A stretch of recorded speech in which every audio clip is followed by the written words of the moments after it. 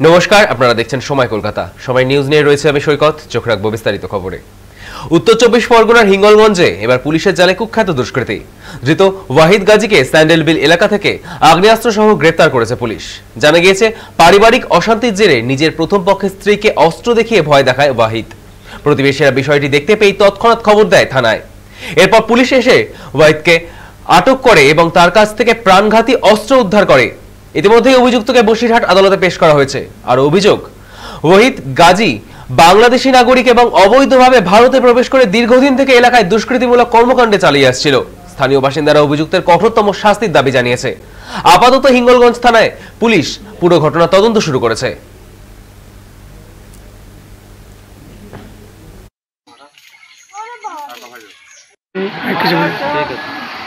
বুঝতে পারিনি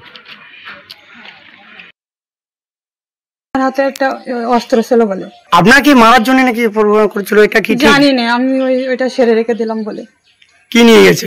বন্দুক। আপনার সঙ্গে সবসময় কি এরকম ব্যাপার করতো? হ্যাঁ, খালি করে এরকম ব্যবহারই করছে সবসময়। মানে ওই বোর বাপের বাড়ি যায়, তাইলে আমাদের দুজনের মধ্যে গন্ডগোল অশান্তি। কেন আগে কি বিয়ে করেছে? একটা আমার পরে আবার বিয়ে করে। আমি চাচ্ছি যেন আমি এই ঘরে যেন বাচ্চা দুটোলে ভালোভাবে বসবাস করতে পারি, আর যেন আমার এখান থেকে বের করে না দেয় এবং আমার জানে যেন কোনো ক্ষতি না করে।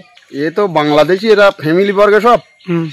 এই বাংলাদেশ থেকে এসে এখানে কুয়েতে ব্যবসা করে, বাংলাদেশে ব্যবসা করে। দুষ্কৃতি একরকম থাকতেই পারে পিস্তল। বউকে দেখিয়েছে, ভয় দেখিয়েছে, গ্রামের মানুষকে অনেককে ভয় দেখিয়েছে। এরকম আছে অনেকের ভয় দেখিয়েছে। তোমরা কি ভয় পাচ্ছ এখন? ভয় পাবো না, গ্রামে এটা আমাদের শান্তি শৃঙ্খলা গ্রাম। এই গ্রামে বন্দুক সর্বপ্রথম। আমরা চাইছি দুষ্কৃতির দৃষ্টান্তমূলক শাস্তি হোক, সে যেন পুলিশ তদন্ত হোক ভালোভাবে, সরকার তদন্ত করুক। এরা সব বাংলাদেশি। আতঙ্কে আছি, কারণ ওয়াহিদ গাজী থাকে কুয়েতে। সে বিদেশ থেকে বাড়ি এসেছে, এই 1.5 মাসের মতো বাড়ি এসেছে। এবার এসে ওনার স্ত্রীর সঙ্গে কিনে ঝামেলা করে, জানি না, অস্ত্র দুটো ওনাদের বাড়ি পাওয়া গেছে। এবার সেই জন্য আমরা ভয়তে আছি। আর ওরা পুরো ফ্যামিলিটাই পুরো বাংলাদেশে। ওরা যে বসির গাজীরা যে চারিপাশে ভাই, ওদের কাগজপত্রটা একটু তদন্ত করে দেখেন। ওদের বাড়ি এই জায়গায় ছিল, আগে বাংলাদেশে ছিল, ওরা এই জায়গায় বসত বাড়ি আছে। আগে কি কোনো কাজের সঙ্গে যুক্ত আছে ওরা? ওই বাবা হচ্ছে কিনা বাংলাদেশে চড়াই ব্যবসা করে। কি চাইছো?